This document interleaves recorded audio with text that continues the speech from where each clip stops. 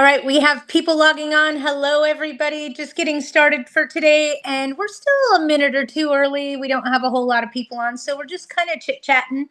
If anybody has anything that they want to talk about, I'm going to wait a couple more minutes for some people to get on. Val, I see that you're on here, and I got the funniest story to tell you. We will laugh till we cry. So stay on at the end, girl. I got to tell you what happened. Most of you, I'll probably tell everybody because you know me, I don't care. Things happen. Everybody's coming on. Hello, good morning, everybody. Good afternoon.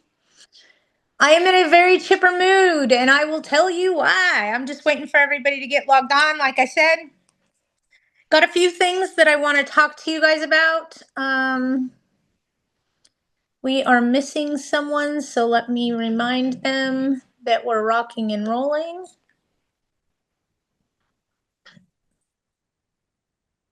And people are still logging on, so bear with me. I'm sorry. I got 5 things I need to talk to you guys about today. 5. And they're very important in my professional opinion. Well, 4 of them are very important, okay? One of them's just things that happened, Patty. You know those things? Yeah, we need to talk about those. Mr. Murphy snuck up behind me yesterday and played a little trick. You guys will love it. Okay, let's get started for today. I want to talk to you guys about a few things. I know that we've all been chit-chatting about that fair housing issue. Remember, Chris, hold on. Did everybody see that the City Council of the City of Los Angeles continued their discussions of the eviction moratorium until March 4th? I know, but what I want to do is make sure everybody knows that they kind of tabled the no evictions for 12 months until the beginning of March.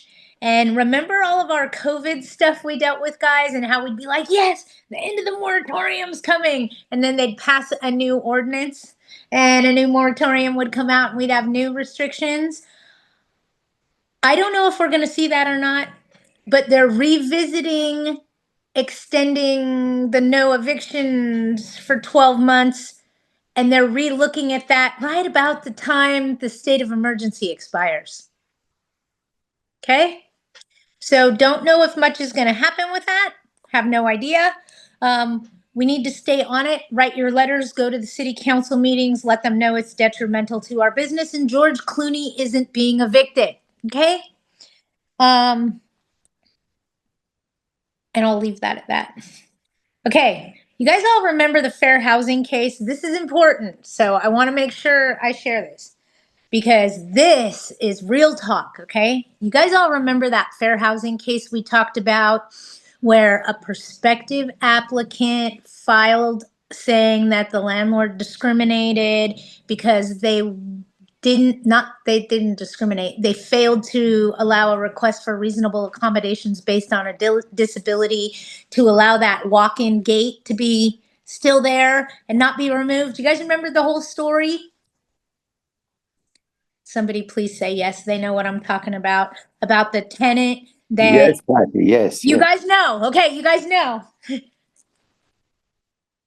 The Department of Civil Rights dismissed the case for lack of evidence. Good news. Right? Yay. So here's what I want to tell you guys. We were really scared because they changed their name and then they immediately, within 3 days, gave us an offer of $10,000 to settle out of court, right? And I thought, oh crap, what are we getting involved in? All of a sudden, this isn't fair anymore. Well, it's convoluted now, but at least going through the motions and getting all the way through the system, if you didn't do any, no, it's never been fair. They call it fair housing, and what that should be is equal. But here's the reality of it. If you didn't do anything wrong, stand your ground, because at the end of the day, you most likely will prevail if you didn't do anything wrong. Okay? We didn't have to spend a whole lot of money to prove we were right on that particular incident. I'm still letting people in. Hang on, folks. But it was really, really eye-opening and relieving to realize that they actually did look at the facts and there was lack of evidence on their side. So yeehaw, it's dropped. We can breathe. We can breathe, folks.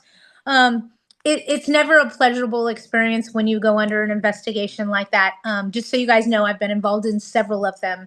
And it makes me sound like a horrible person, but hold on, wait a minute. Okay.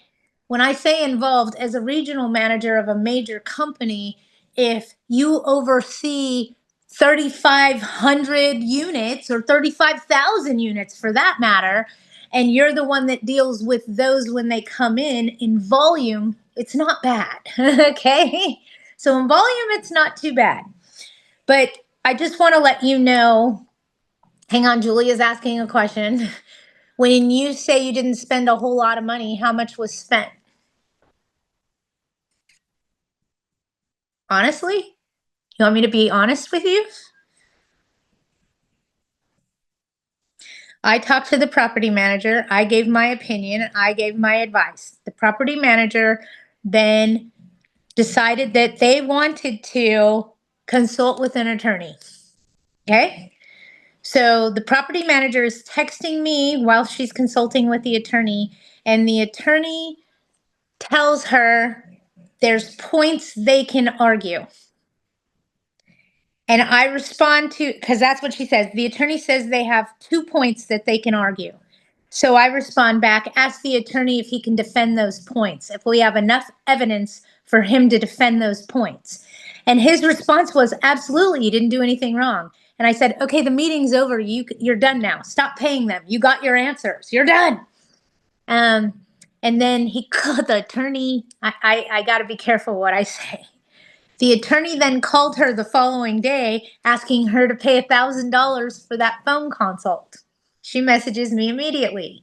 And I tell her, and I can hear someone in our Widgets Way membering laughing really hard right now, and I won't tell you what his name is, but I know he's giggling.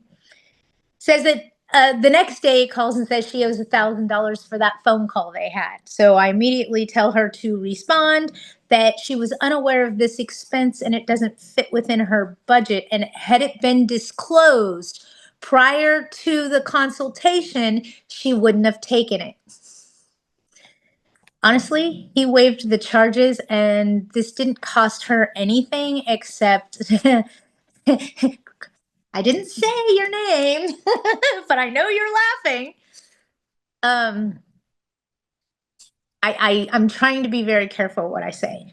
I don't think it's very ethical for an attorney to consult you and then the following day call you back and tell you you owe him $20,000 or whatever number he comes up with. I believe they have to disclose that prior to the consultation. So I kind of fed her that information, if you will, and she didn't pay anything. But it was a headache. It was a problem in that direction. So we won that one, you guys. We won that one. Thank you. It has to be reasonable. Yes. And a 10-minute phone conversation for $1,000. My question becomes reasonable to who? Reasonable to who? You know? So that got dropped and we lost time, headaches and things of that nature, but that's about it. I have other things I want to talk to you guys about. So we talked about the 12 months eviction extension. Is somebody trying to talk to me? Or does somebody need to be muted? Ugh. Those questions. Okay, fixed it. All right, next one. Here we go. So I talked to you guys about the court case regarding the gate. That's done. LA City tabled the no evictions for 12 months until closer to that all getting canceled. Sorry, I'm letting people in. Bear with me. So talk to you about that. I talked to you guys about filing an appeal on a small claims case because the landlord didn't win based on process of law. we went back, we went to the appeal hearing came, the minute order came, and the ruling came. The owner owes another $80 to the tenant, according to the judge this time on the appeal. So my opinion in chasing money in small claims to you at this point is pick and choose your battles, man. Right now, it doesn't seem like judges, even in small claims court, are siding with landlords regarding damages. So I almost want to tell you to know the jurisdiction before you go play around. And I could tell you where not to play around with security deposits because their judges just don't like it at all. And we were within the 21 days. We didn't do anything wrong, and they still ruled in their favor everywhere. And the attorney looked at it and said, I can't even figure out why they ruled for them. So, Fontana. Here's the big thing I want to talk to you guys about, okay? And it was because of one of our Widgets Way members that actually called me and said, hey, Patty, I just want to pick your brain for a minute, make sure I got all my ducks in a row. And this person is doing a move-in for a fully furnished unit for a victim of the fire, okay? And the unit wasn't fully furnished, but she's pulling her furniture out of storage in various areas, okay? Just hear me out, okay? Because I think this forward thinking, okay? And this property manager says to me very calmly, Patty, I already had the exterminator come and get the bed bug certificate that there's no bed bugs in the property. And as she continued to go down the checklist of things we do when a new tenant moves in, all these fireworks started going off in my brain. So I'm going to take us back to a different way to look at things. And I need you guys to hear me just for a minute, okay? Because I got a feeling, my crystal ball's broken still, but I got a feeling in my forward thinking that we could potentially be looking at a serious problem in the near future in the general area of LA County. So hear me out, okay? With all of these people that lost everything, and no fault of anyone, I'm not pointing fingers, okay? Just get the big message here, not the little message. And they may be grabbing new furniture, used furniture, yard sale furniture. Landlords may be helping to provide some of the furniture to help assist. We're all pulling together, right? We really are as a community. No joke. I see it happen all over the place. So I know what's happening out there. Don't believe the media because we're all doing for each other. And it's working. So with all of that, one thing that nobody's talking about is bed bugs. I mean, they run rampant in storage units, right? They go through common area walls. They travel like ants. We need to be cautious that by helping them, we're not hurting us. So if you are renting to anyone, whether it be a victim of a fire or not, okay? I highly suggest and strongly recommend that you get a certificate from a bedbug certified exterminator stating that on that day that they were there at that time, there were no bedbugs in the property. The reason being is if your tenant then moves in and they get furniture from other places and they bring bedbugs into your unit, that certificate is going to help pass the expense to eradicate them onto the tenant and not on the landlord. Remember, bedbugs are considered vermin in the eyes of the court. The landlord has the responsibility to exterminate them. Okay, I foresee this potentially becoming a problem because of what everybody's trying to do, all with good intentions, is to provide people with furnishings, right? I mean, forgive us for hanging yourself for doing the right thing, right? So don't fear it, but be aware of it and make sure you're protecting yourself. That certificate helps you in very many aspects. And I'm going to give you a couple of examples, and I'm going to try not to touch myself because if I start itching, it isn't going to stop. I know a lot about bed bugs, civil codes, and all kinds of stuff. You have no idea. So why I teach about bed bugs, I usually hold my own hands so I don't touch myself. And if I'm in a public setting and there's people in front of me, I make everybody else hold their hands and touch them on their desk. Because the first person that reaches up and goes like this gives me the heebie-jeebies and I just start wigging out. It bugs me, okay? No pun intended.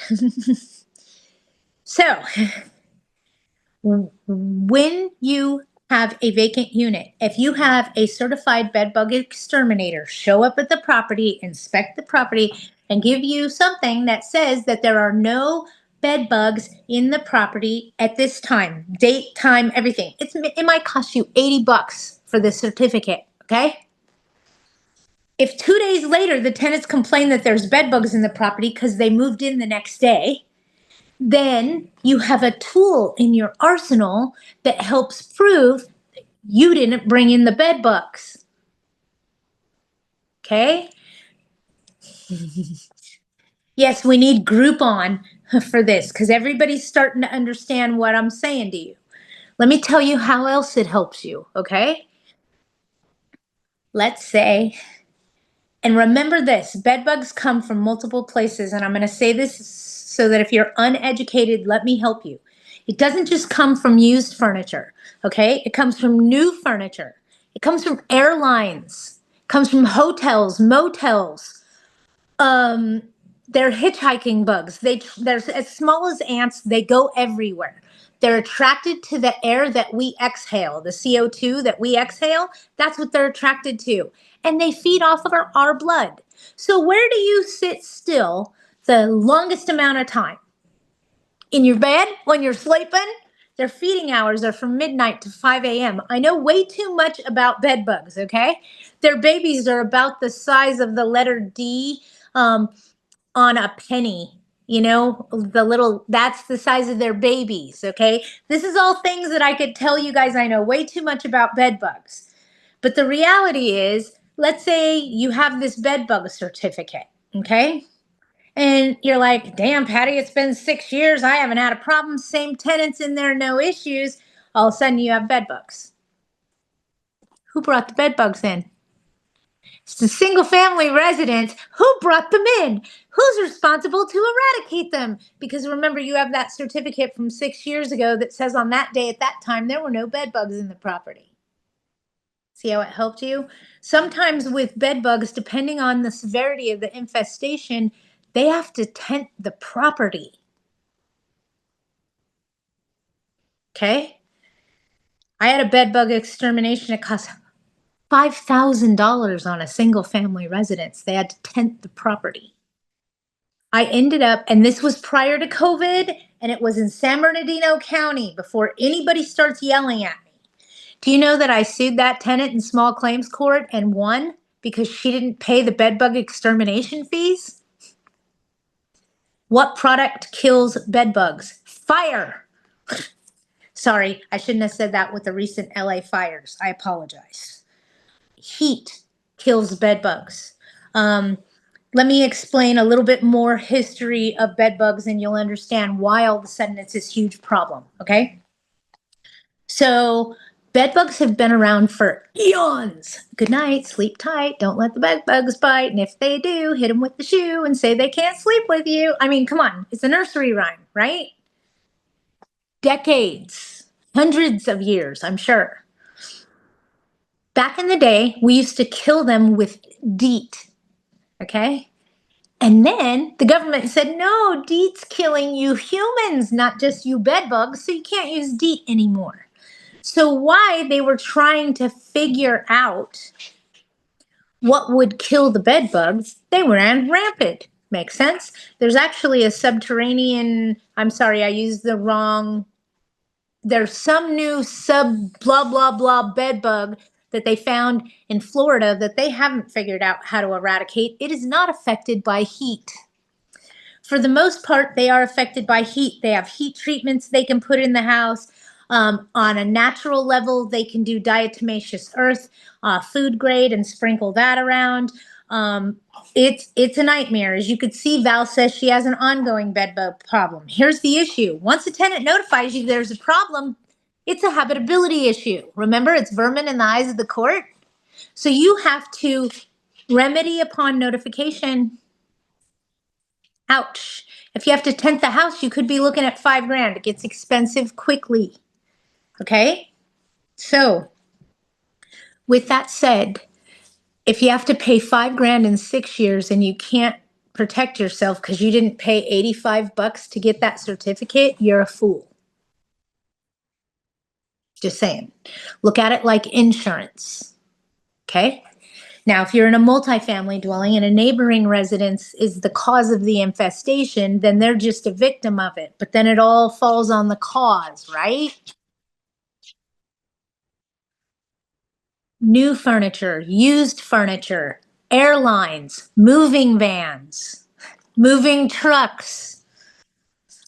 Okay?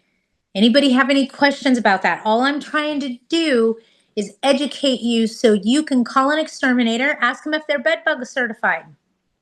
Movie theaters, yes, movie theaters. So you guys, you want to know what I do? Bedbugs give me the heebie-jeebies, okay? Hey ladies, you know, those of us with long hair, remember when we were back in school and we were young and somebody'd have lice and we'd freak out and all take off running? I feel the same way about bedbugs, okay? Just saying. So I carry a lint roller. I'm looking to see, I have a dog, so I keep a lint roller by the front door, but I don't see it there. If anybody doesn't know what a lint roller is, I apologize. I don't have one. I can show you. Yes, I do. Hold on. I shall return. One moment, please.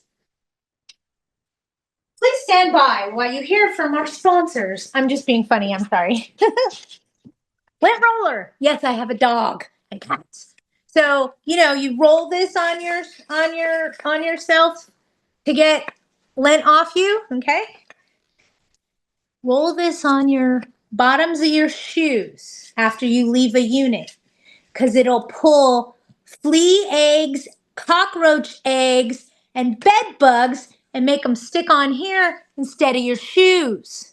And if I were you, I would do it from your knees all the way down to your pant leg. Okay? So I have one of these in my car. I have one by the front door. But after I leave a property that a tenant is in, I usually roll myself a tape. I learned this from an exterminator. Okay. The other thing that I learned in specifically to bed bugs, this doesn't work for fleas, is hand sanitizer. That kind of rubbing alcohol will kill them. And don't go spray your whole house with hand sanitizer, okay?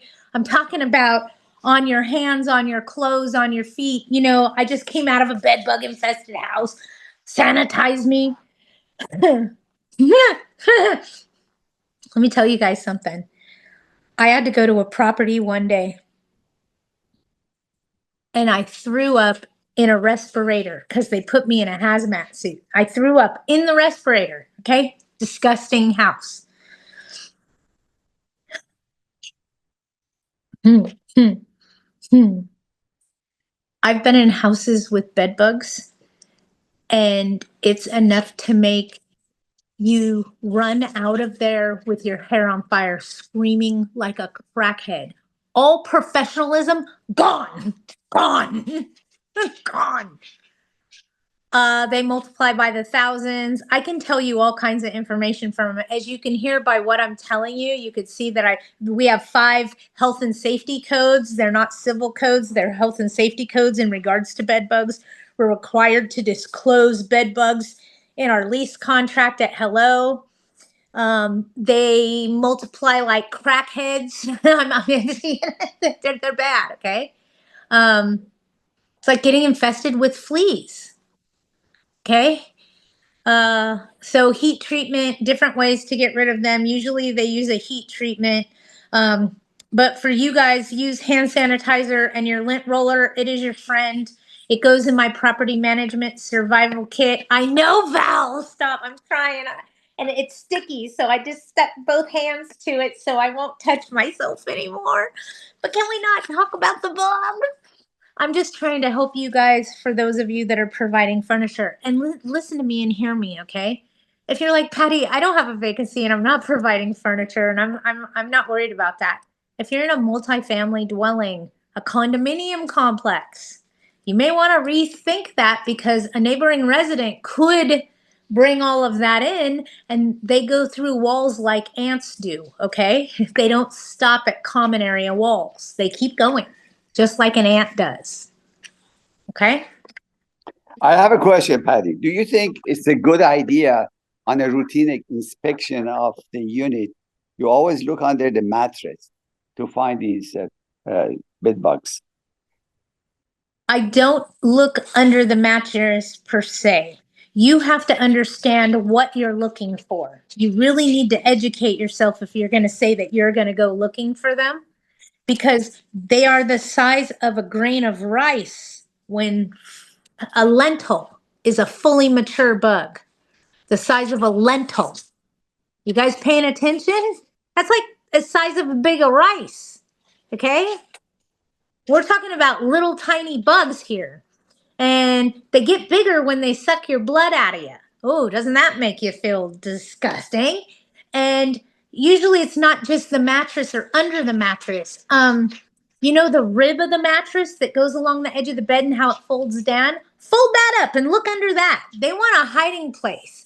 They don't want to be out in the open. Usually you can find them congregated around or in an electrical outlet or up in the corner of the eaves of the house. They don't necessarily stay in beds. That's a false sense of advertisement. They're the hitchhiking bugs. They go everywhere. I mean, look at it this way. If you put your suitcase in an overhead compartment on an airplane and you sit down in the seat and somebody comes in from the very back of the plane last minute and shoves their bag next to yours, and then you're sitting on a plane for 4 hours, don't you think the bugs can travel from their bag into your bag in that time frame? Airlines is one of the biggest places that they treat bed bugs, just so you know.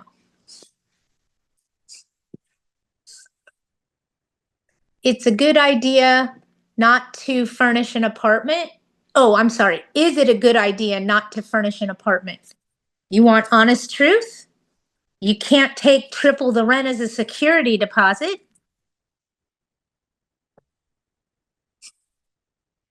You can only take double the rent as a security deposit. So look at it this way. Is half of your rent going to the furniture or half of your deposit for the furniture and half of it for the actual house? And if you own more than so many doors, you won't be able to ask for the higher deposit even on a fully furnished unit. So furnished units, you can't allow, you know how you have to allow for where the security deposit law that was passed about maximum security deposits? 1 month's rent is the maximum now, unless it's an independent landlord with less than, I think it's 4 rental properties. I could be wrong. I might have to, don't quote me to that, but it's a small number, okay? Patty, it's 4 doors. It could be up to 4 doors on 2 APNs. 4 doors on 2 parcels. Thank you, Arlene. I now see the assembly bill in my head.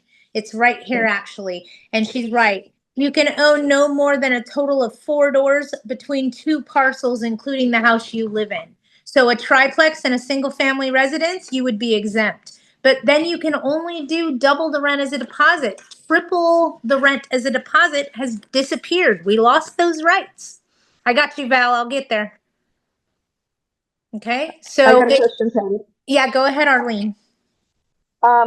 So tomorrow when they come and take the tent off for the termites, he's going to give me the certificate for no bed bugs. Should it also say any other bugs or just bed bugs? Well, I mean, did he treat the unit for fleas? No, the whole house is tented for termites. So I mean, the house has been tented for 2 days. So Okay, I perfect. assume anything there is dead. But because it's been tented, you now have recourse.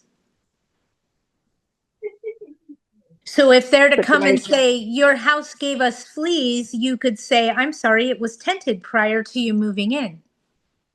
Okay. Okay. Thank you for letting me know that you have fleas. Are they in the house or outside? Okay. And I'm giving All you right, guys examples. Fleas, but I should still spiders, get a letter? bed bugs, cockroaches, ants. They all fall under the same category, folks. Ask again, Arlene. Should I still get a letter?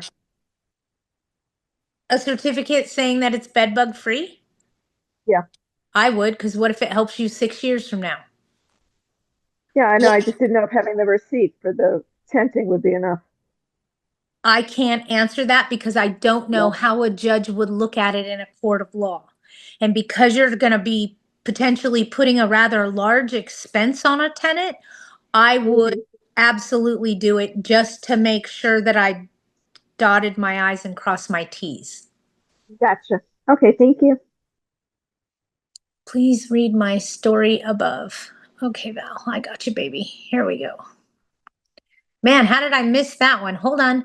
There are a huge turnout of mom and pop landlords at LA City Council on Friday to show opposition to the eviction moratorium. Showing up works. Yes, Holly. Showing up works. And when we show up in droves, shit happens. Okay. So we need to keep going. David Yerman, I don't know. Hang on. Access Exterminator runs out of Orange County. Oh God, what's the owner of that company's name? His name's Roger. I could see his face. He rides a Harley. Sorry. That's who I used for years, but I haven't had to hire an exterminator for quite some time. Arlene just did I'm one. very happy with them. Okay, speak up, baby. Spread. Let's all share. If we find something that Yeah. works, you guys share it. That's why we're all here. Yeah, I just had a single family, 1,800 square foot. Orkin gave me a bid of close to $5,000. Somebody else gave me a bid of about 2,800, and they did the job. They're taking the tent off tomorrow for 1,800, and they were very communicative. Came exactly on time when they said they'd meet the tenants to bag everything. They were perfect. I have no complaints, and their name is. Can you type it in the chat so somebody can just Yeah. screenshot it when you have a chance? Yeah, thanks. No, thank you for giving us an opinion. And this was in the Valley area, LA area, help me? West LA. West But LA. they're from the valley. But they're from the valley. So Okay, perfect. It just helps us all put in perspective of, hey, what do we need to do? All right. Does anybody else have anything? I want to tell you guys a story, but I want to get your questions answered and all this stuff because honestly, it's just a personal funny story of something that happened to me yesterday.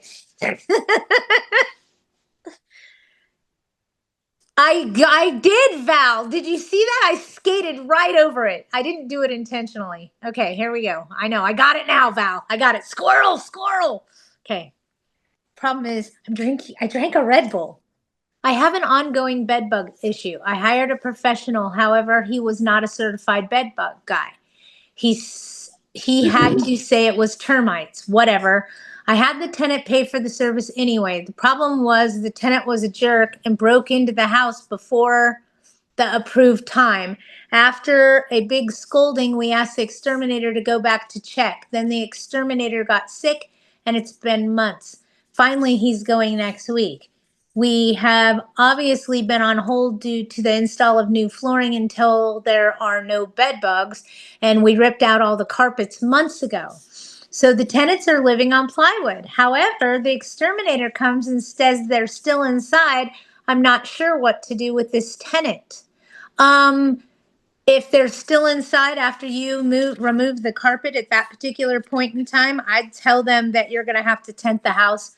I could tell you, well, Arlene just said $1,800. I paid $5,000, and that was prior to COVID, maybe 5 years prior to COVID. No joke.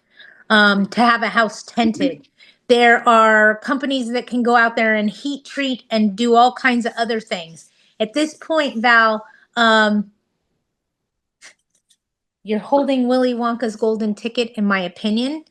You have a really good argument to pin all of the expense back on the tenant. because they broke back in before it was completed. So in my opinion, they're responsible to pay for the first extermination that didn't work because they broke in prior to when they were supposed to, and then they're going to be responsible for the second extermination, and I'd probably ding them for the carpet. No joke. But I'd let them know these are going to fall back on you at this particular point in time. And because it's an issue he's now created, I wouldn't worry about breaching the warranty to provide habitable premises because your intent was to correct the issue. He hindered the process. Can you imagine going to bed every night and waking up with bites all over you? Okay, so here's something else I have to explain just so you guys know. And then I really don't want to talk about the bugs anymore because it gave me the heebie-jeebies. And I'm starting to do it. When bed bugs bite you, they actually inject something into your body that numbs it so you don't know that they're biting you, just like a mosquito does. Ew. Okay, yeah. I may have to get up and walk away from the camera in a minute. Oh. Val, did I answer your question good? I'd pin the whole damn expense back on him and I'd give him a what for. What were you thinking? Breaking back into the property and moving back in there before it was done. You could have died. Did you try to light the, did you go in there and inhale real good? I mean, Patty, does heat treatment is as good as other kind of treatments like chemicals? I mean, can you enlighten me a little bit? can I enlighten you or did you say, can I lie to you a little bit? No. Can you please let us know which one you would go for? Can you please? David, I'm being funny. I could have swore I just heard you say, could you lie to us for a little bit? And I'm being funny. God forbid So, you lie. what do I think works better? I would prefer to use heat treatment over chemicals if possible. Okay. But it all depends on the infestation. Let me explain. Okay. I hate knowing so much about this subject matter, you guys. It sucks. As a property manager, I was always scared to death I was going to bring bed bugs home. So it was an exterminator that taught me this trick. Okay? If you want to learn something about how to avoid something, go straight to the source. Okay? How do I make sure I don't bring those little bastards home with me? I mean, I had a 6-bedroom house. Do you know how much it would cost me to tent that? I couldn't afford that. And then would my boss pay for it as an occupational hazard? I doubt it. So I had genuine concerns, okay? So I lived by the lint roller because I learned that from an exterminator. And then I learned that there's other things that you can do to kill them.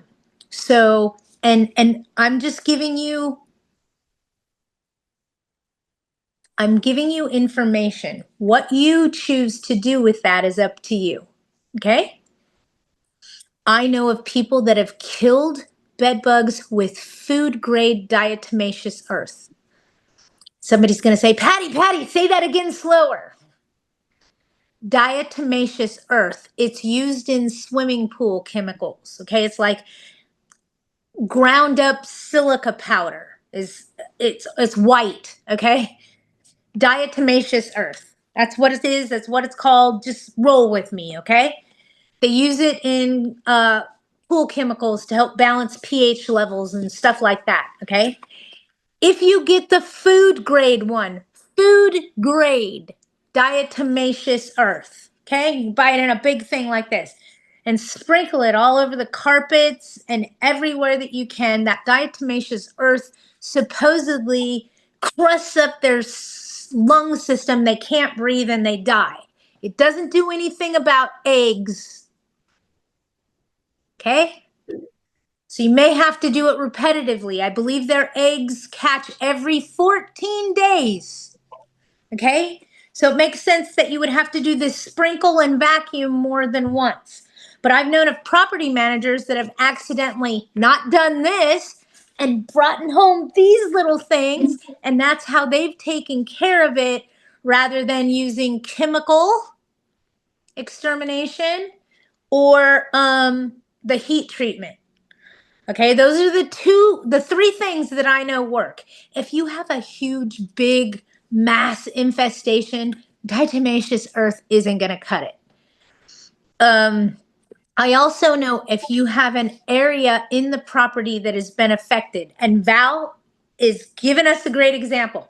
She said, we removed the carpeting, and everybody's going, why would you remove the carpeting and just not remove the beds?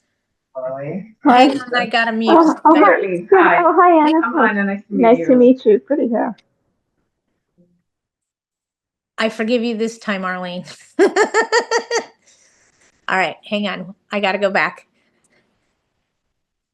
Bed bugs. Somebody reel me back in. I was talking about bed bugs and I was talking about diatomaceous earth. Okay, got myself on the hook that time. Aren't you proud of me, folks? Diatomaceous earth, you can sprinkle it around. I've seen a lot of property managers do it that way. Diatomaceous earth. Girl, I am blonde. It's in swimming pool chemicals. Diatomaceous. Google. They sell diatomaceous earth at Home Depot, but you don't want to buy that one. You want the food grade one. Okay. And what it does is you sprinkle it all around. It's like this powder, but I guess it crystallizes and sticks to their exoskeleton and they can't breathe. So it makes them starve of oxygen. That's the best way I could describe it. And then if it gets on them, it kills them that way. Okay. Don't ask how, I don't know. There you go. Thank you. Mwah. Food grade. That's what you guys want right there. Thank you. Teamwork. I love you guys, by the way. And then you vacuum it up and you sprinkle it down and you vacuum it up. See, now you guys are all on the same page. Okay. It's a process. It takes time. It may not work. It's a shot. They also rent heat things. It's a certain temperature. I believe it's 127 degrees. I could be wrong, but I want to say it's 127. I have a damn good memory, so I may be right. They put these giant heaters in your house. They heat your house up to over 127 degrees, and that kills them. They die at a certain temperature. If you're at a property and you think you've been exposed to them, use the lint roller. When you and then do me a favor, you guys. Please remember one thing. When you take the paper off the lint roller and you go, oh God, there's bugs on there. Do not put this in your purse. Do not put this in your pocket. Don't put it in your car. Okay? If you used a lint roller and there's bed bugs on the paper, be careful where you put it. I'm just saying. Okay, sorry, I know a lot about bed bugs, more than I should have. Val removed the carpet, probably because she had an infestation in the carpet. They don't always go in beds. Remember I talked about electrical outlets? Remember I talked about flipping up that rib of the mattress and looking under there? I've seen them in corners of crown molding up in the ceiling. It's where they hide at nighttime and then they come down and feed. Or they come out of the electrical outlet and feed. How I could describe it to you, you guys, and go Google it. You'll know what I'm talking about. You'll see an electrical outlet and it'll look like somebody took mud, dirt, because they're black, okay, and they're small. It looks like somebody splattered dirt all over the electrical outlet or all over right there. There's all these little black dots on the wall. What is that? Bed bugs, little black dots on the wall. Yeah, watch out for them. They congregate together. They sleep together. They huddle together. So you'll find a whole series of them. It almost looks like somebody took spray paint near an electrical outlet and went spurt, spurt, spurt, and it put all the little splatters out. But there's bunches of them. And there's like a trail of them. Those are bed bugs. Watch out for those, okay? Sorry, someone's calling me. They're calling me. So,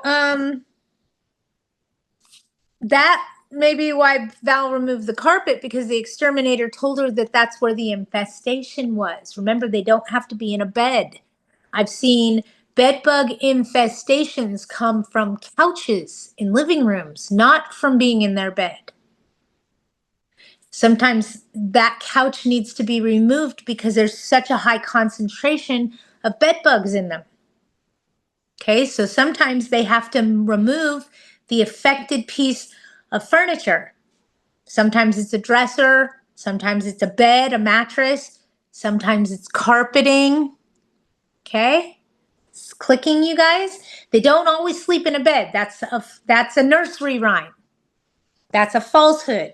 We call them hitchhiking bugs because they go anywhere they want to, just like ants do.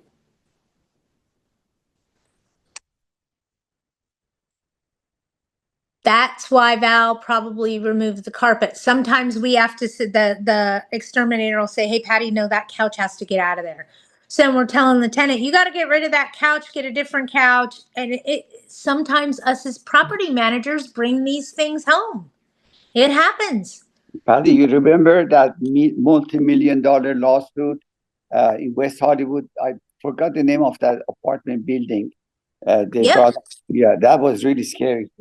Yeah. And that owner got sued for, what was it, $11 million or $22 million? I don't remember.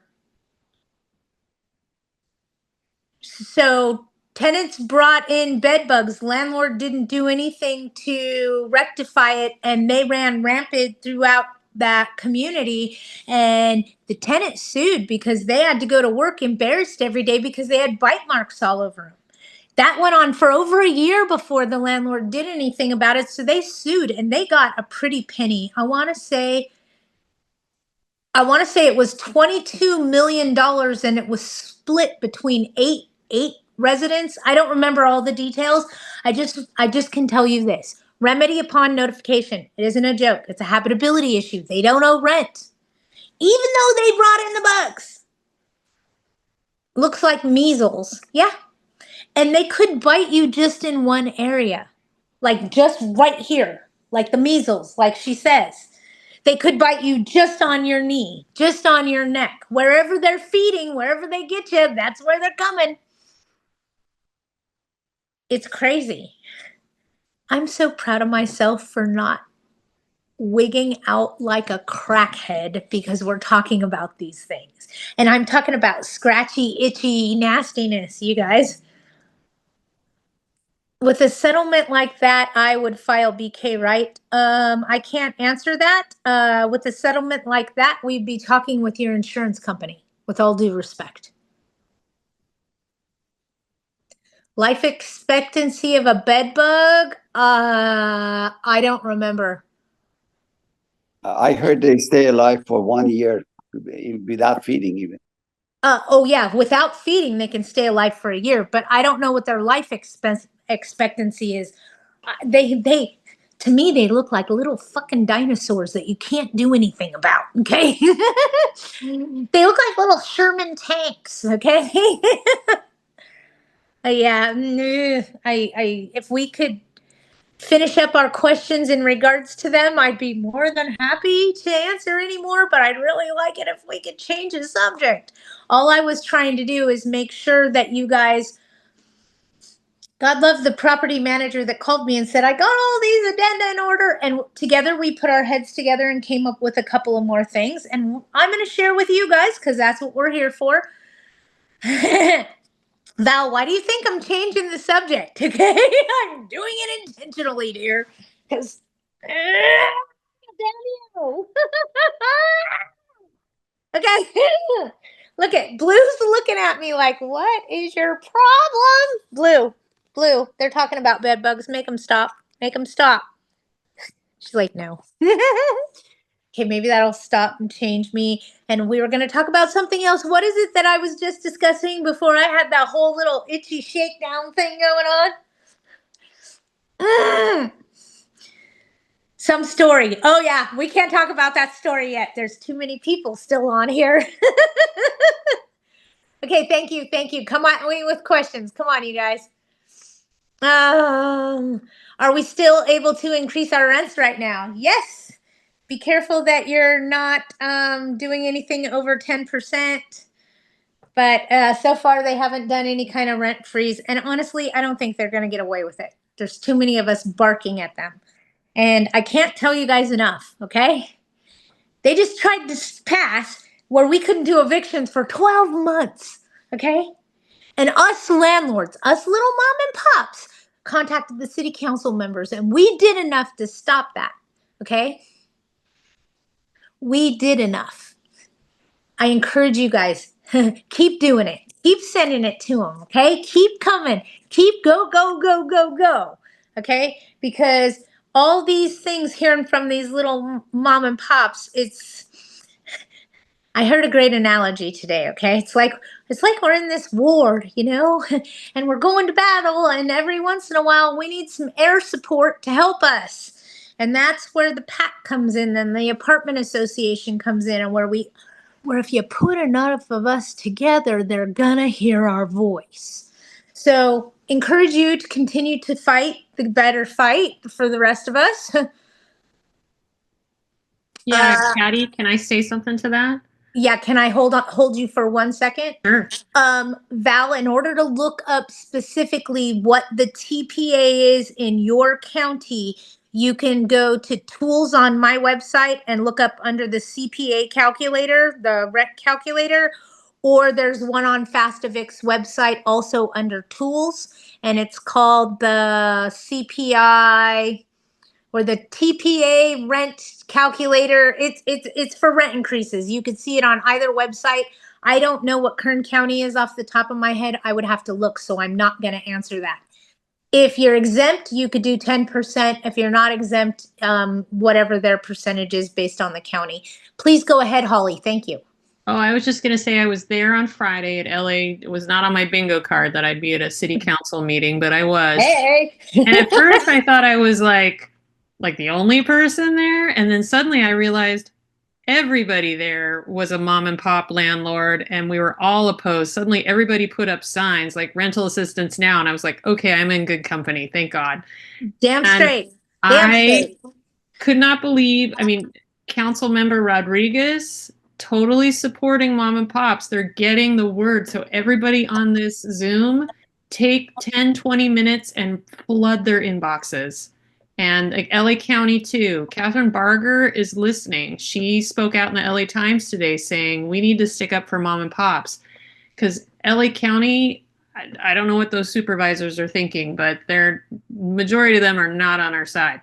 So Nope. Yeah, email the heck out of these people. They read them, email their staff, just do it. Yep. And Chris says he's been doing the emails, both city and county. You guys, we need to do it. This is when it matters. Okay. And we need to have that voice out there and let them know that it's us that they're going to eliminate, and it's going to suck. Hang on. I saw some more stuff coming in regarding that. Even thanked Park and Lee for their motion to get rid of the moratorium, even if it didn't pass. Yeah, thank them for their votes afterwards for listening to us. It's not a bad idea. But yeah, we're coming out of the woodwork. There's also something else I can say. And Chris, if you would be so kind to help me in this moment, because I just totally went blonde, but I could tell you I can see his face. I can hear his voice. I can't tell you his name right now because there's too many things going on in this general vicinity of the blondness. Okay. But he's running for governor, and he's a sheriff out of Riverside, and I used to teach his crime-free housing classes. That man's no freaking joke, and he's got my vote unless something better comes along. Thank you, everybody. Sheriff Bianco out of Riverside has my vote 10 times over today. Okay? Yeehaw, okay? That gentleman and I have worked together. I have taught his crime-free classes at his establishment there in Riverside. That man is one smart cookie, and the way he goes about addressing things within his own community, he's got a smart head on him. No joke. Look, I didn't mean to start a political thing, you guys. I'm just letting you know there's hope for us. There's hope. I know this guy. I met him. Okay. I've worked with him. So I'm not pushing anybody. I know it's all politics and we have to do what works best for us. But listen to what the guy says. He has a great thought on housing. I like him. He's a landlord, just so you know. Shh. I don't know if he'll want people to know that. I see all this stuff come up of recall Newscomb, get Bianco. By the way, HACLA Section 8 has recently reduced the rents substantially. I thought everyone should know. Is everybody paying attention? Okay. We had Christy Kelly on here, last week? I don't remember. It's been a bit, but she said something that we all needed to hear. Okay. Corporate America. Corporate America. That's going to be your Ceres Regis, your Pinnacle Properties, your AMC Residential. These are your big, huge apartment communities, okay? And if I didn't name a community that you work for, I apologize. I'm not trying to be that way. I mean, they're huge. Gray Star, I could name 15 of them off the top of my head, but that's irrelevant. They're currently offering 2 months free rent with a 1-year lease. What? What they're doing is they're amortizing that 2 months free rent over the 1-year lease. So basically, they get a rent reduction of $500 a month for the first year.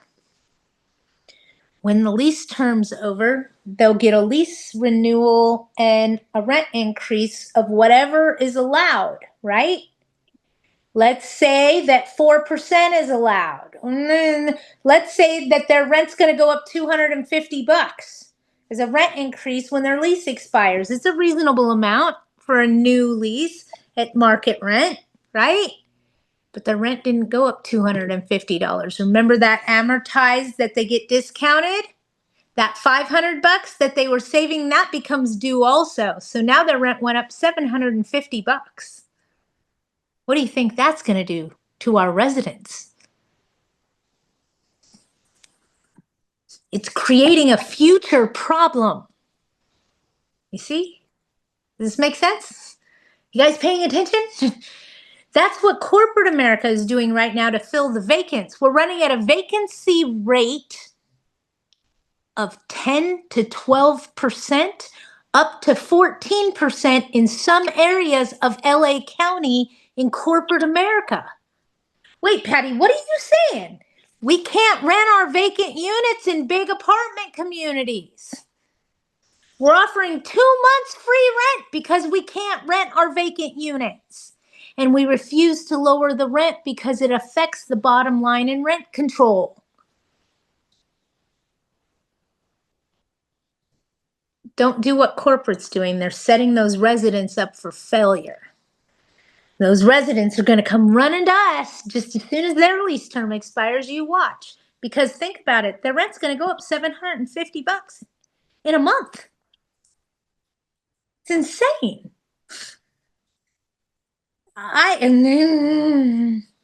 Continuation is on March 4th. Yeah, we'll see if they do anything. We're fighting. We're fighting. No on 33 LA City continuation hearing on March 4th at City Hall. Yeah, that there weren't enough people to vote on the 14th, so they couldn't vote.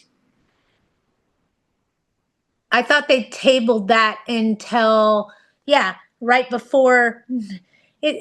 That's not what happened. They tabled it. In other words, we're going to take this and put it on a shelf and hold it over there until this day. Why they're holding it until that day? Because the temporary emergency order under the city expires on March the 8th. So now they got 4 days to figure out what they're going to do before it expires. Okay. That's why they tabled it. Does that make sense now? Yes. Last night at City Hall for LA County, instead of 12-month moratorium, eviction moratorium, if you were affected by the fires, it reduced to 6 months. So it did help we had a great turnout of landlords and property managers, attorneys, And people don't really understand that actually showing up helps. It does, yeah. It really does, you guys. And if you can't show up, even if you can send them $20, $20 to help them, it all helps. Every little bit of it trickles down to where it needs to go, and it helps. And so far, we're defeating. Actually, they had members calling in for 1 minute. I mean, we had like maybe 20 or 30 people calling in after we spoke. They had more people, and the landlords our side outnumbered by far the other side. Yeah. And we're just going to have to wait and see how the cards fall. But so far, our voice is being heard. Don't stop fighting now is all the message I'm trying to send. We may be in the clear, but we're not in the complete clear. We may be in a safe zone, but it's only temporary. Okay, just to recap, and I am not going to talk about the BB word anymore because I don't want to have another freak out, but we talked about bed bugs and making sure we're aware of that in the future with people trying to conglomerate furniture together to help with fire victims. This is something that we've always done. It doesn't have to do with just fire victims, you guys. I'm just saying because we have so many people that have lost so much furniture, and we have so many people so willing to help these people that have lost their furniture, we may see a plethora of a problem with hitchhiking bed bugs in the near future. That's all I'm trying to say about that. And we still need to keep an eye on the city of Los Angeles and what they're doing with their moratoriums. Most city council members are renters. Didn't they rescue themselves due to conflict of interest? I love you guys. I love you guys. You know,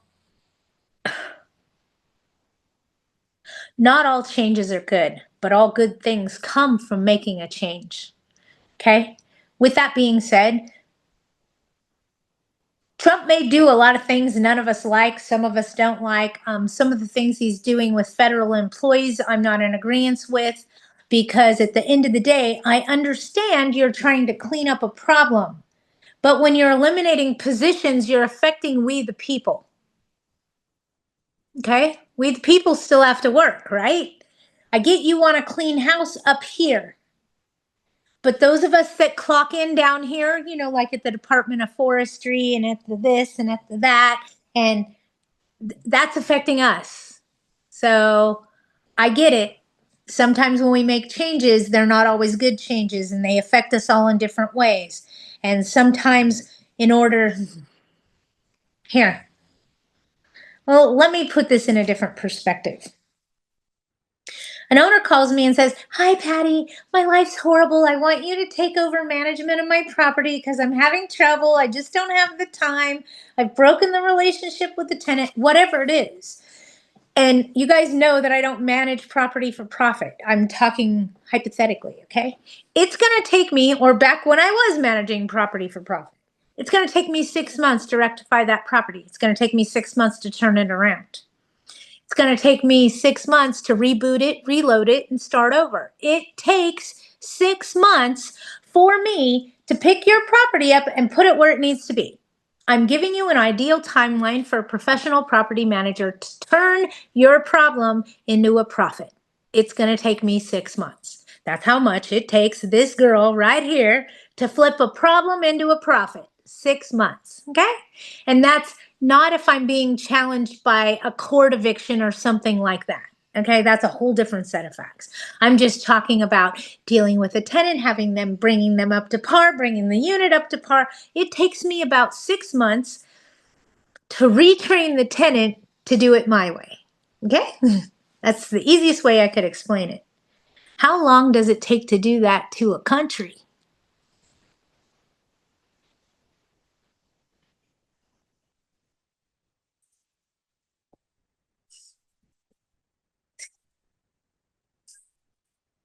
I don't know. But we're going to see a lot of things happening that we don't like, all because they're making changes. Not all changes are good changes, but all good things come from a change being made. And I think we can all agree that something's got to change here because what's happening sucks. It's broken and nobody's doing anything to get us off the merry-go-round. except for Trump. We may not like the way he's going about it. We may not like how he's handling it, but we all agree a change needs to happen. I don't agree with everything he's doing. I don't. He's affecting we the people by eliminating positions up here, affects the people down here. Okay? So I don't agree with all of it. I agree, and that's politics, right? I don't agree with all of it because some of the decisions he's making is affecting we the people over here.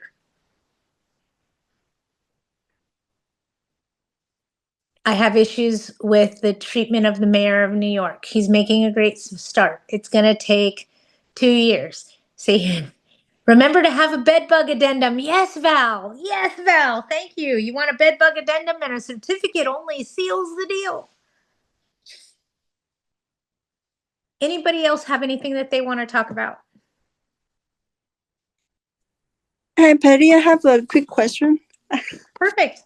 I sent a text message. Probably you didn't look at it. So, I don't catch them all. I try really hard, but I miss some. So yeah, speak up and tell me if there's a problem. I have a tenant. He'd been nice many years, but I just recently find out that he has a nephew live in the storage shed. So he wants He has a what? The storage area. His nephew. He has an unauthorized occupant. Right. So he asked his nephew move out, but the kids just keep saying, so I'll give him 3 months, another 3 months. And now he tried to text me and explain to me, give him more extension. So I don't need to answer him or text him, right? He's not my tenant. I would contact the police and tell them that he's trespassing. You didn't allow him to move in the shed. You didn't give him permission to get in there. And I would say that he's trespassing at this point. That's not a place for somebody to live. And he doesn't have my permission to be on the property. Right. So the tenant said he want to change the lock and on the side door and also lock the storage area. Is that okay to do so? You can't do it. Okay, I can do it. I know. You can't do it, okay? But if the tenant that's there wants to then kick whomever they have in the shed out and they're going to do that by changing the locks on the property, then I would give them permission to change their own locks. Okay. All right. Yeah. I wouldn't change the locks myself. Julia, that's why. We don't want the landlord changing the locks, because then that could be considered a constructive eviction or a way for her to evict them illegally. If the tenant does it, we don't care because it wasn't the landlord that did it. Wink, wink. Oh, okay. Got it. It's kind of like if you have, and I'm going to say this out loud, okay? If you have a house and in the house you rent rooms and there's 3 roommates in there and you move in a new roommate and the new roommate moves in and they say, I don't like interior doors. They're confining. So I removed all of the interior doors from the house so it has a better feng shui. So now there's no doors on the bathrooms and there's no doors on any bedrooms. Can the landlord get in trouble? They didn't remove the door. That crazy tenant did it. It's not the owner's fault. Giving you an example, it's a reach. Authorize that lock change verbally. Okay, got it. Thank you. Authorize the lock change verbally. So tell them that they can change their locks, but do it verbally, not in writing. Okay, got it. That didn't come from me. That came from one of our members. Yeah, that's what his suggestion. And I just say, go get your own lock. Bingo. Mm-hmm. Would you still do a cash for keys in this new administration environment or something else? I'd still try cash for keys. I'd avoid legal process at all costs. I'm going to start requiring residents insurance, even though some have been there for 15 years plus. I think that a minimum liability is $100K. I'd be at $300K, Val, as a minimum, and that was my standard 10 years ago. $300K in renter's insurance is going to cost them about $4 a month. No joke.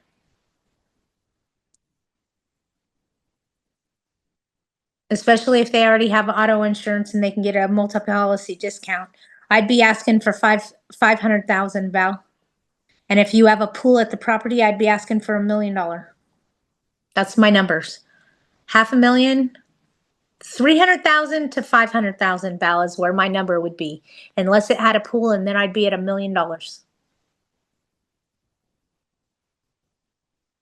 Bill C, I have a unit in San Bernardino. The tenant left a candle on the kitchen stove and the kitchen caught fire. The insurance company revoked the owner's fire's insurance. It happened a month ago.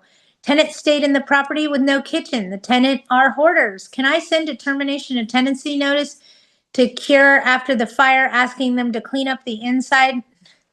No. At this particular point in time, Belsie, the best thing that I could tell you to do is going to be contact your legal counsel. You most likely need to serve a 3-day notice to quit because you can't provide a habitable dwelling because the tenant burned the damn place down. 3-day to quit, in my opinion. Because you can't provide a habitable dwelling, and this is because of their own fault, is the source of the fire, a cause of the fire.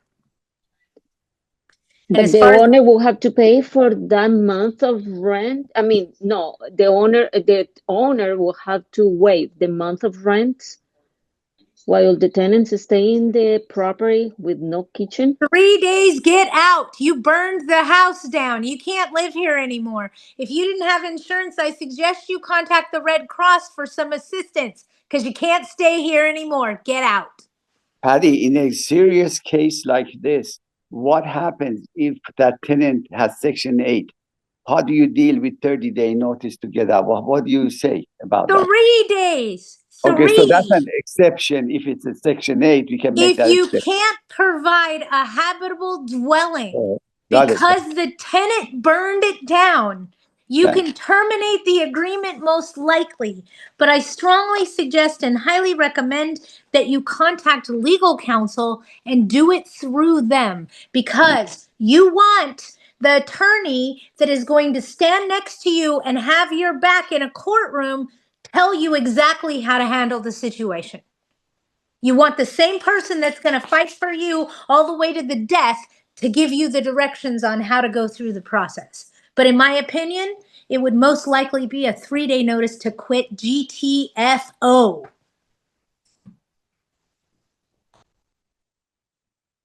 And then here comes opinions. Belsie may have an issue with a 3-day since it happened a month ago. No, you can terminate tenancy for not being able to provide a habitable dwelling at any time. I had you guys all remember when my nephew got all messed up and they had that category 5? No, I said GTFO. Get the F out. GTFO. Get the F out. Thank you, Belsie. And you guys remember my nephew, and my nephew, the neighboring resident, had a sewer line backup. It came into my nephew's unit and he got sick.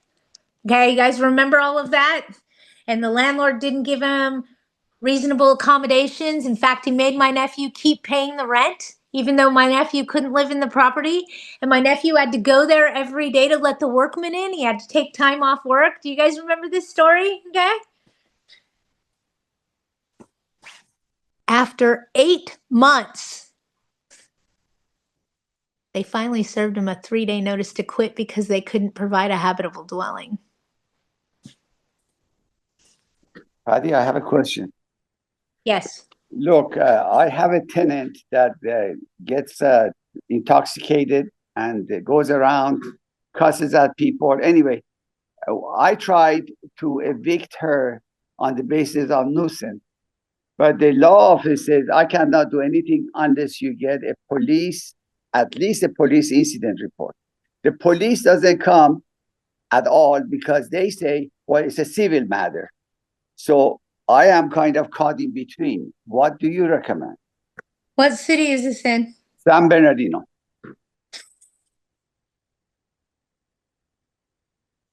Next time she's creating a nuisance and drunk in public, have neighboring residents call law enforcement. That's exactly what I told everybody else. But meanwhile, I have to put up with this lady. If you call, it's harassment.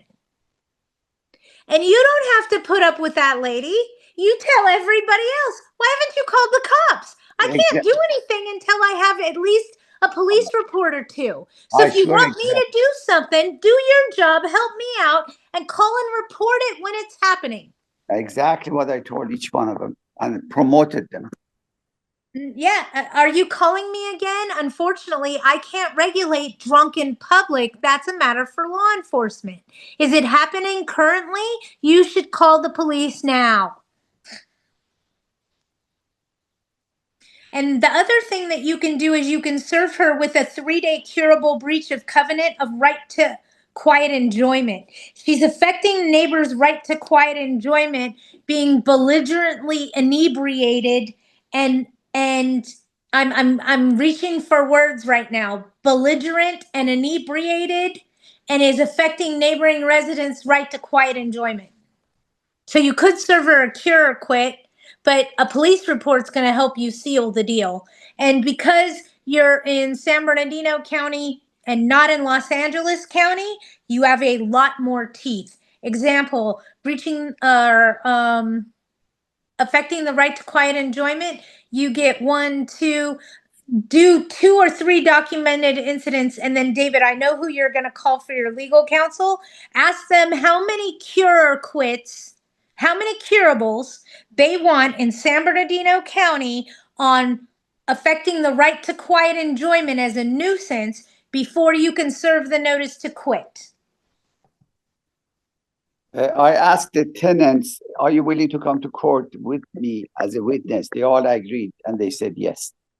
Okay, that's fine. I'm great with that. But now I want you to call your attorney and ask them in San Bernardino, because we all know that's most likely going to be heard at the Fontana courthouse, correct? Yes, of course. Hey, what do I know? Blonde over here. So we want to ask your legal counsel how many curables they want before you can do a quit based on right of quiet enjoyment, and it's in Fontana court. And they'll tell you, oh, I need 2 of those, or I need 4 of those. What I thought one was sufficient before. Now it's like a city of Elena. No, I just want you to ask. And I'm not saying that. I want to make sure it's still one and done. Because you're right.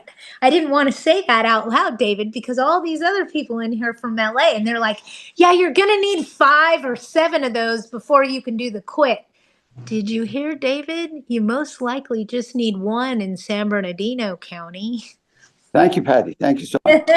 Right? Everybody from LA is going, wait a minute, what did you just say? What? Fontana court usually requires 1 and done, folks. Just saying. Patty, so I have a question. LA RSO, a multifamily, if they currently have renter's insurance for $100,000, can I just ask them to up it to $300,000? I don't necessarily think so, and I'll tell you why. Because in my opinion, this would cause an additional expense to the tenant because it's going to cost them more money for more coverage. So I think that that may create a problem under RSO unless both parties mutually agree. So I think I'd explain it to the tenant a different way. You want to know how? Please. If they're only covered for $100,000, they need to look at how much their personal belongings are worth and how much it would cost for them to be rehoused for a year. I mean, if the unit burned down, God forbid, and they had to live somewhere else for a year, how much of their housing would be taken out of that $100,000? Got it. If it would be 30,000, then they're minus that with their personal coverage. So they may want to oh my God, my dog just farted. I'm sorry, I gotta move. I'm sorry, that happened quick. I heard it is why. I am so sorry, you guys, but wow, that was close, man. I ran.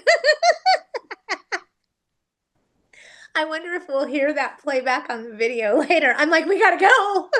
We're running now. That was funny. Sorry, squirrel. That was bad. That was bad. Okay, I'm sorry. Let's try that again. What were we talking about? We'll sit by this picture now.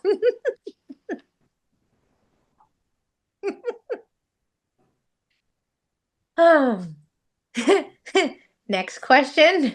Anybody have anything else? I know we're way over the hour and I see people getting off and I realize you guys are missing your lunch. All right. Anybody have anything else? Do you feed your dog table food? That's why he farts. No. I have an English bulldog, so she snores. She has breathing problems. They all day long, you know, because they got the short snout. Well, I think all of that creates excess gas. I don't know, but she's very gassy. She's a loud dog. I have a funny story I want to share with some of you. I like this Red Bull Patty. Hey, Val. Yeah, right. Story. Okay. How many of you guys caught the AGLA webinar yesterday? Right. I was on the AGLA webinar. You guys all saw me. Okay. My heater is broken in my house, as you guys may know. And Patty's landlord sucks. I mean, she doesn't want to repair anything. She's stingy. She tries to fix it all herself. She's crazy. Oh, that's me, by the way. I replaced the blower motor and I replaced the blower assembly, and that wasn't it. So now I think it's an igniter issue, and I keep troubleshooting it. Now I got the error code because the red thing blinks 7 times. So I looked up the error code. Anyway, I'm not freezing to death. Okay. I live in the desert. It's freaking cold here. I'm sure you can imagine, but I'm a backpacker, a camper. I have a space heater. I have a down comforter. I'm not freezing to death. Yesterday, before I went live, for those of us females, we don't put our brassieres in the clothes dryer. They're very expensive, and the clothes dryer beats the hell out of them, and they just don't last as long. So we tend to hang our brassieres. Well, I hung my brassieres in the bathroom. Went to bed, got up yesterday, got ready to do the HACLA webinar, went to put my brassiere on, and it was frozen. And you know how we all talk about keeping face? Do you guys know that I sat there with a frozen bra on for an hour yesterday in that AGLA webinar, keeping face? It did eventually warm up, but just so you guys know, you want a great example of what it takes to keep plastic face in this industry? Go watch AGLA's webinar yesterday and know that I could have keyed a car. I could have keyed a car from my couch. I thought you self-sacrifice. Hey, I couldn't go freeballing it, okay? They can see you from the waist up. There's just no way. Instead, I put it on. Yeah, everybody's laughing now because you know why? Because you all have done something similar, something funny. But now I'm telling on myself, yes, go back, watch the webinar. You'll be the hi. That's me going. All right, you guys have a great day. I'll talk to you later. Bye. Thank you, Pat. Thank you. Bye. Thank you, Patty. Bye.